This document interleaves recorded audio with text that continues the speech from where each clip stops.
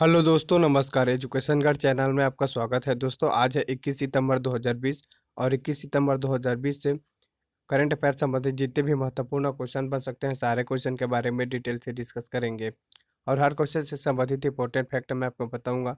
तो आप वीडियो को पूरा ध्यान से देखिए। आज का पीडीएफ आप हमारे टेलीग्राम चैनल से जुड़कर डाउनलोड कर सकते हैं। टेलीग्राम चैनल का लिंक वीडियो की डिस्क्रिप्शन में दे रखा हूँ, वहाँ से आप हमारे टेलीग्राम चैनल से जुड़ सकते हैं। तो दोस्तों, चलिए करंट अफेयर सेशन की ओर। हमारा पहला क्वेश्चन है, यहाँ पर देखिए दोस्तों। हमारा पहला क्वेश्चन, हाल ही में समाचारों में देखा गया IBAS संवाद मंच कब स्थापित किया गया था? इसका सही आंसर है ऑप्शन सी, 2003 में स्थापित किया गया था। IBAS संवाद मंच भारत, ब्राजील और दक्षिण अफ्रीका का एक त्रिपक्षीय वार्ता मंच है, जिसकी स्थापना अंतर्राष्ट्रीय सहयोग को बढ़ावा देने के लिए 6 जून वर्ष 2003 को की गई थी। अब ये समाचार में क्यों है, इसके बारे में जानिए। IBSA विदेश मंत्रियों की बैठक भारत के विदेश मंत्री श्री एस जयशंकर की अध्यक्षता में वीडियो कॉन्फ्रेंसिंग के माध्यम से संपन्न हुई। मंत्रियों की शांति तथा आतंकवाद का मुकाबला, सतत विकास और जलवायु परिवर्तन आदि विचारों पर महत्वपूर्ण आदान प्रदान किया गया। चैनल को सब्सक्राइब कर बेल आइकन को प्रेस कर दीजिए, क्योंकि यही हमारा मेहनत का फल होता है।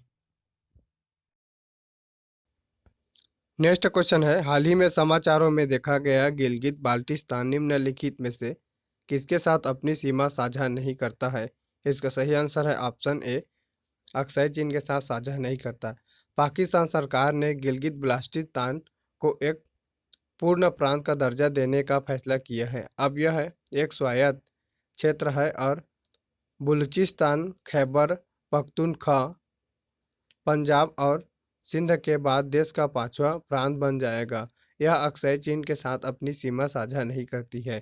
साथ ही दोस्तों, यह निम्नलिखित से सीमा साझा करती है, जैसे दक्षिण में आज़ाद कश्मीर, पश्चिम में खैबर पख्तूनख्वा का प्रांत और अफगानिस्तान के उत्तर में वखान कॉरिडोर तथा पूर्वोत्तर तथा पूर्व में चीन का सिजी यांग क्षेत्र तथा दक्षिण पूर्व में भारतीय प्रशासित केंद्र शासित एक जम्मू कश्मीर और लद्दाख के साथ सीमा साझा करती है। नेक्स्ट क्वेश्चन है,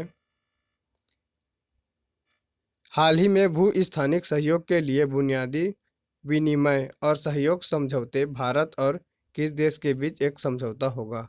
इसका सही आंसर है ऑप्शन डी, अमेरिका।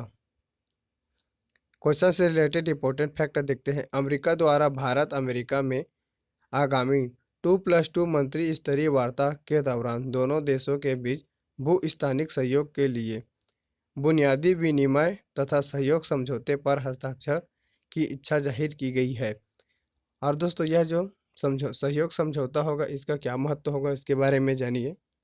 यह भारत को स्वचालित हार्डवेयर सिस्टम तथा हथियार जैसे क्रूज और बैलिस्टिक मिसाइलों से सटीक हमले के लिए अमेरिकी भू-स्थानिक मानचित्रों का उपयोग करने की अनुमति प्रदान करता है।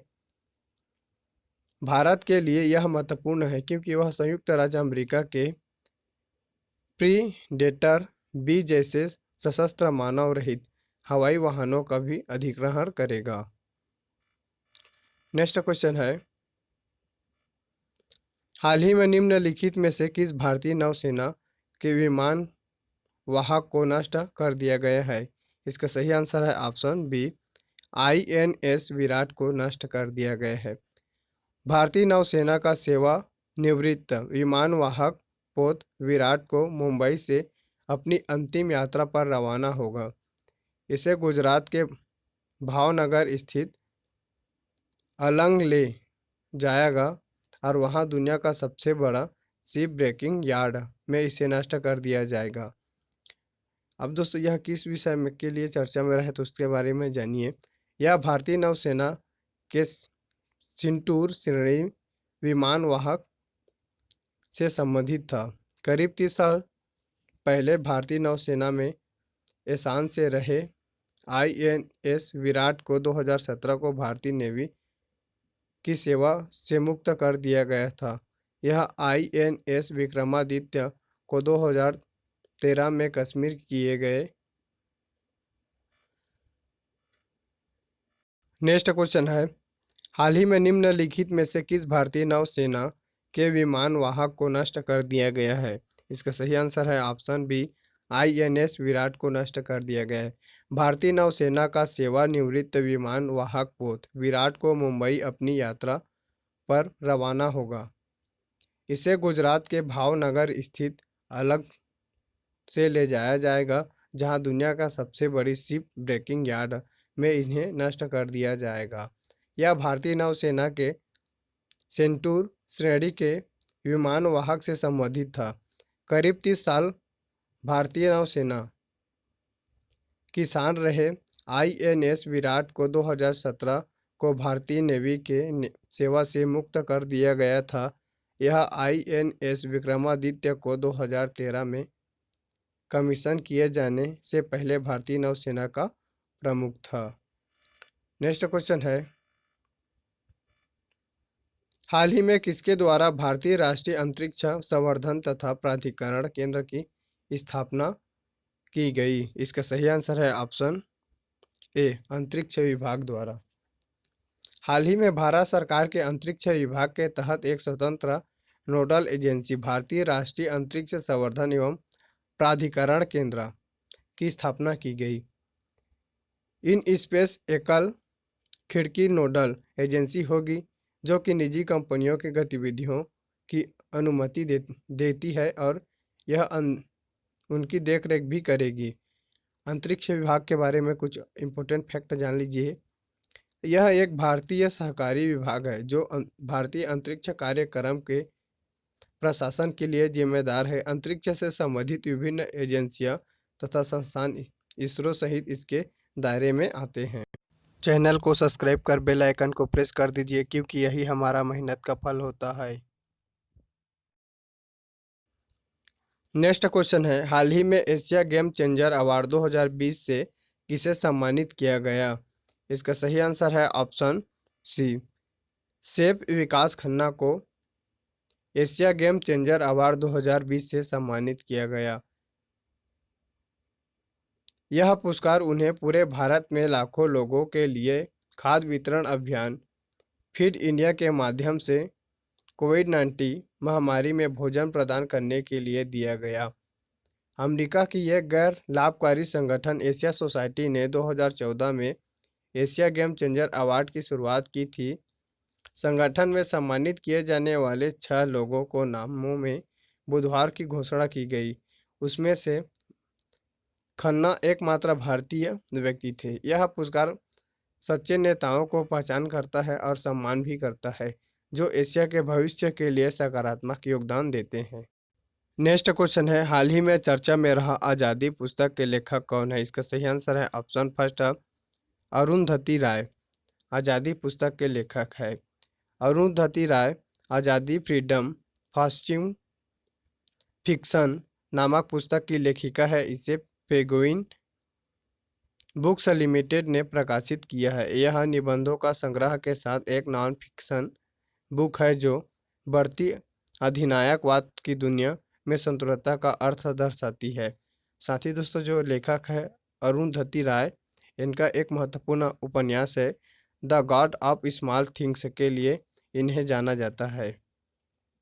यह एक भारतीय लेखिका है जिसने क्या लिखा था दोस्तों, the God of small things. इन्हीं के लिए दोस्तों इनका यह उपन्यास है जो बहुत ही फेमस हुआ था, जिन्हें 1997 में फिक्शन के लिए मैन बुकर पुरस्कार जीता था। नेक्स्ट क्वेश्चन है, हाल ही में कब विश्व बांस दिवस मनाया गया? इसका सही आंसर है ऑप्शन डी, 18 सितंबर को विश्व बांस दिवस मनाया गया। इस दिन को मनाए जाने का आधिकारिक घोषणा 2009 में बैंकॉक में आयोजित 8वीं वर्ल्ड बैम्बू कांग्रेस में की गई थी। इसका महत्व है, यह दिन बांस के फायदों के बारे में जागरूकता बढ़ाने और रोजगारमर्रा उत्पादों से इसका उपयोग को बढ़ावा देने के लिए किया जाता है। इस वर्ष 2020 में विश्व बांस दिवस के लिए बैम्बो नाव विषय रखा गया है। दोस्तों इसका जो थीम है ये बैम्बो नाव रखा गया है।